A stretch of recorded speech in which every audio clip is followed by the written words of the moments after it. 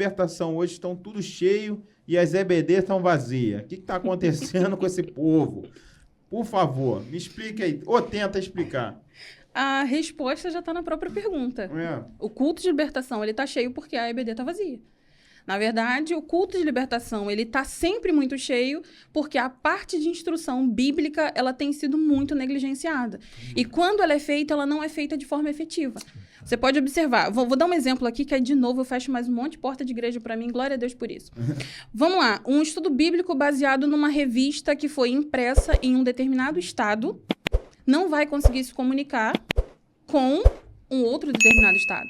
Porque as demandas num país tão grande, de proporção continental, não vão ser atendidas. Então, vamos lá. Eu vou pegar um adolescente na periferia do Rio de Janeiro e vou fazer um estudo bíblico para ele, e o estudo que veio na revistinha, que veio, sabe-se lá, qual estado que ela está sendo editada, tá? Não vou dizer o estado, para não dizer que estou falando de uma determinada igreja, mas vamos botar aí, uma revistinha editada no Nordeste, ela não se comunica com uma pessoa do Sudeste.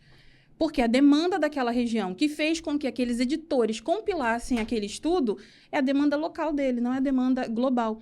Então, para mim, um grande problema, e uma coisa que a gente, enquanto eu fui líder jovem, a gente nunca trabalhou. No início eu até queria, mas depois, quando eu chegava com os estudos prontos, e a demanda da galera era outra. Eu estava tentando ali ensinar Oséias para eles, e eles falavam, não, peraí, eu quero falar disso aqui, é o que está acontecendo na minha escola.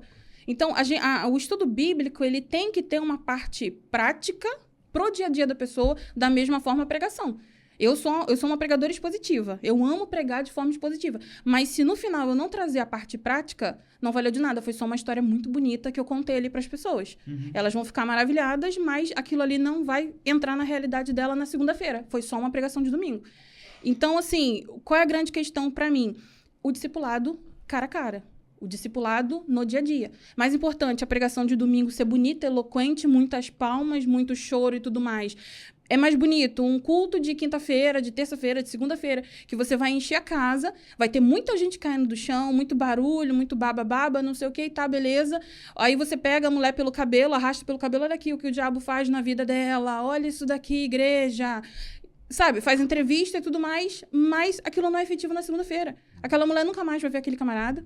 Aquela pessoa ali que está passando pelo processo de exorcismo, não libertação, né? Porque libertação, ela é um ato contínuo.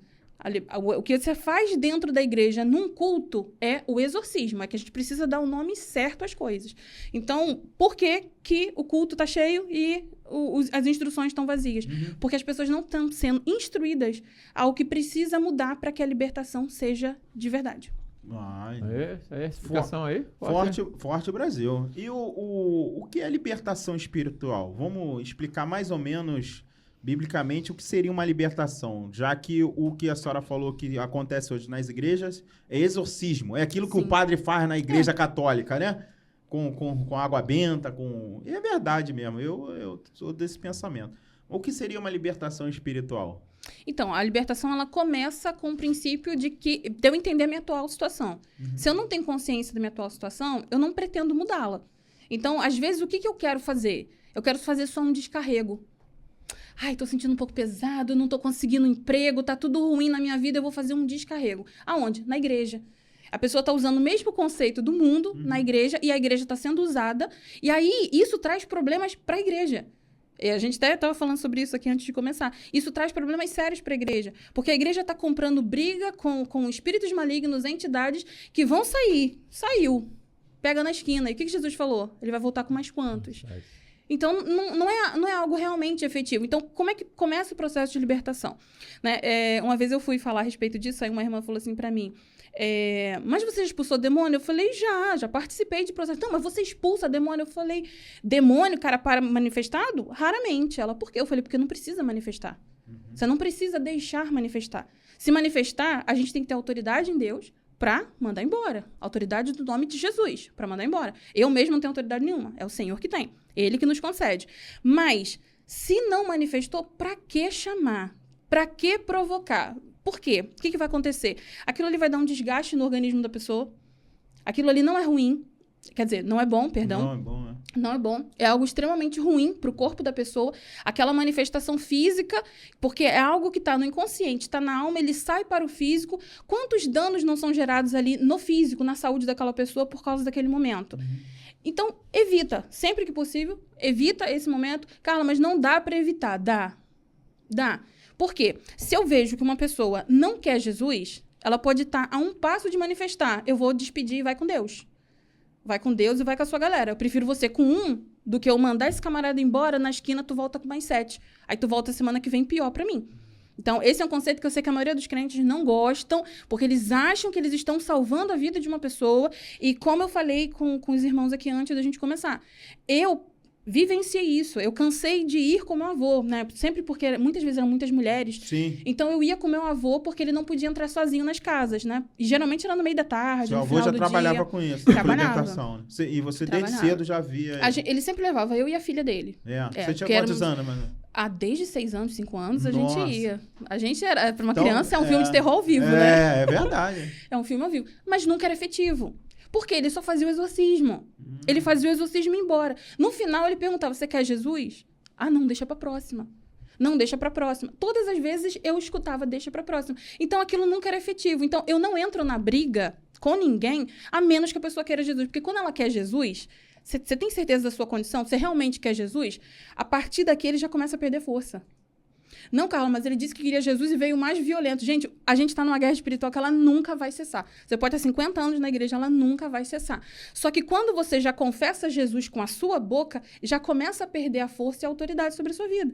O que vai acontecer dali por diante é um processo confissional, é um processo de arrependimento. E aí sim ele vai embora. É porque assim, a gente se acostumou. A gente foi ensinado, principalmente nas igrejas pentecostais, né, do Brasil, a gente foi ensinado que a gente precisa fazer o quê? A gente precisa afrontar o diabo e gritar para ele ir embora. Isso. A gente não foi ensinado que a gente precisa colocar a luz. Quanto mais Jesus, menos espaço. Quanto mais a mudança de comportamento, de pensamento, a metanoia estiver acontecendo, menos espaço para as entidades malignas. Então, assim, não existe libertação efetiva sem, primeira coisa, confessar Jesus. Segunda coisa, confessar seus pecados e arrependimento. Porque enquanto você tiver alguma coisa ali te julgando, te colocando a culpa, vai continuar, vai permanecer. Carla, mas tem coisas que eu fiz no meu passado que eu não quero que ninguém saiba. Parabéns. Junto com aquilo ali tem uma culpa e uma entidade que vai te seguir o resto da sua vida. Aí o pessoal fala assim pra mim, mas se eu confessar, vão falar pra todo mundo. Eu falei, fala você pra todo mundo. Eu fazia, não faço mais. Olha, isso aqui era eu, essa não sou mais eu. Então, você precisa confessar. A gente fica com muito medo da nossa reputação, né? A gente não quer que as pessoas falem da nossa reputação. Mas a confissão é isso, é você se expor. E sem confessar Jesus, sem arrependimento, sem confissão, sem você colocar todo esse lixo pra fora, não vai adiantar nada. E outra coisa, tá? Quem vai trabalhar com o Ministério de Libertação precisa ter discernimento de espírito. Sem discernimento de espírito, você vai ser tapeado. Você vai ser enrolado, você vai achar que é uma coisa, mas sem discernimento de espírito, porque quando a pessoa tá olhando pra tua cara, né? Foi o que a gente conversou aqui antes. A pessoa tá olhando pra tua cara, ela tá falando uma coisa ali bem séria pra você. O Espírito Santo fala pra você, não é não. Na hora ele já vai e quebra aquela situação. Entendi.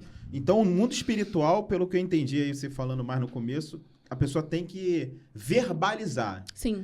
Porque o espírito bom e o ruim leva ao que você falou. Sim. E as pessoas geralmente não confessam, não falam, Não. né? Não é falado isso pra pessoa fazer. Geralmente é aquele showzinho pirotécnico, né? Tira o diabo, vem fazer uma entrevista com o diabo antes, né? Aquela coisa pra todo mundo ver. Olha o poder que o pastorzão tem. Agora eu vou expulsar, hein? Olha aqui. Pra gerar autoridade. Autoridade. Eu sou autoridade. Aí, a parte principal, que é o após... Você quer Cristo, você quer... Isso é menos importante. Mas a pessoa tem que confessar, tem que verbalizar, né? Isso é importante na libertação. E outra coisa,